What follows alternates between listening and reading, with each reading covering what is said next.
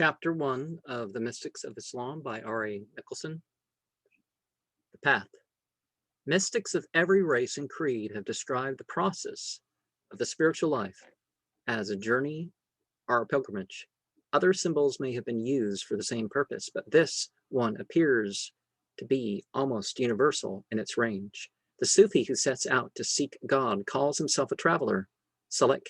He advances by slow stages, maqamat, along a path, tariqat, to the goal of union with reality. Fana fil haq.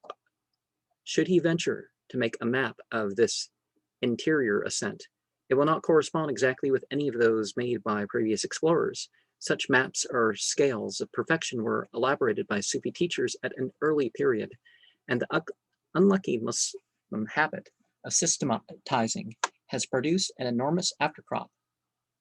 The path expounded by the author of the Kitab al-Luma, perhaps the oldest comprehensive treatise on Sufism that we now possess, consists of the following 7 stages, each of which, except the first member of the series, is the result of the stages immediately.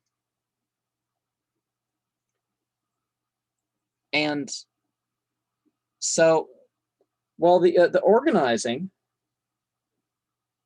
is certainly valuable, it doesn't mean that a person can't be living at the same time, just one's completely engaged in your mind.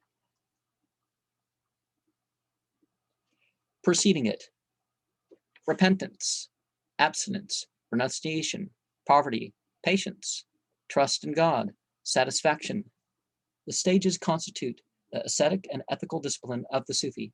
He must be carefully distinguished from the so-called states, ahwal, plural of hal, which form a similar psychological chain. The writer, whom I have just quoted, enumerates 10 states: meditation, nearness to God, love, fear, hope, longing, intimacy, tranquility, contemplation, and certainty. While the stages can be acquired and mastered by one's own efforts, the states are spiritual feelings and dispositions over which a man has no control. They descend from God into his heart without his being able to repel them when they come or to retain them when they go. The Sufi's path is not finished when he has traversed all the stages, making himself perfect in every one of them before advancing to the next, and has also experienced whatever states it pleases God to bestow upon him. Then, and only then, is he permanently raised to higher planes of consciousness, which Sufis call the gnosis, ma'rifat, and the truth, haqiqat, where the seeker, talib, becomes the knower or gnostic, arif, and realizes that knowledge, knower, and known are one. Now, I'm not seeing diacritical marks, so having sketched as briefly as possible the external framework of the method by which the Sufi approaches his goal, I shall now try to give some account of its inner workings. The present chapter deals with the first portion of the threefold journey: the path, the gnosis, and the truth, by which the quest to reality is often symbolized. The first place in every list of stages is occupied by repentance, tawbat. This is the Muslim term for conversion, and marks, well, returning, and marks the beginning of a new life. In the biographies of eminent Sufis, the dreams, visions, auditions, and other experiences which cause them to enter on the path are usually related. Trivial as they may seem, these records have a psychological basis, and if authentic, would be worth studying in detail. Repentance is described as the awakening of the soul from the slumber of heedlessness, so that the sinner becomes aware of his evil ways and feels contrition for past disobedience. And he is not truly penitent, however, unless he at once abandons the sin or sins of which he is conscious and firmly resolves that he will never return to those sins in the future. If he should fail to keep his vow,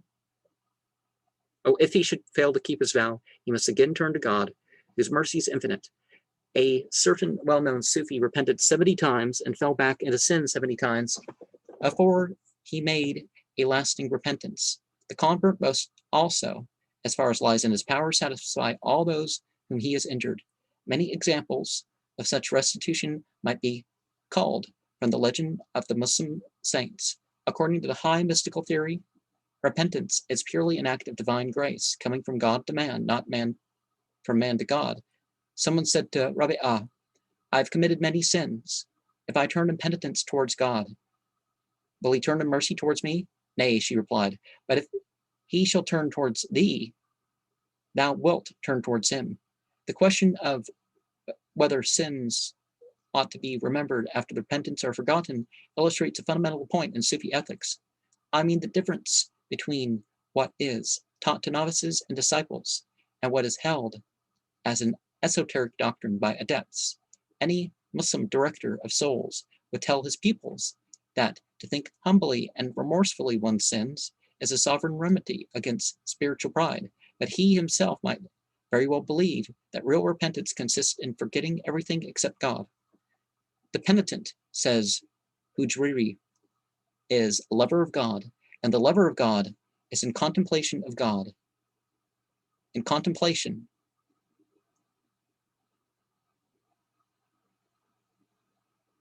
it is wrong to remember sin, for recollection of sin is a veil between God and the contemplative. Sin appertains to self-existence, which itself is the greatest of all sins. To forget sin is to forget self.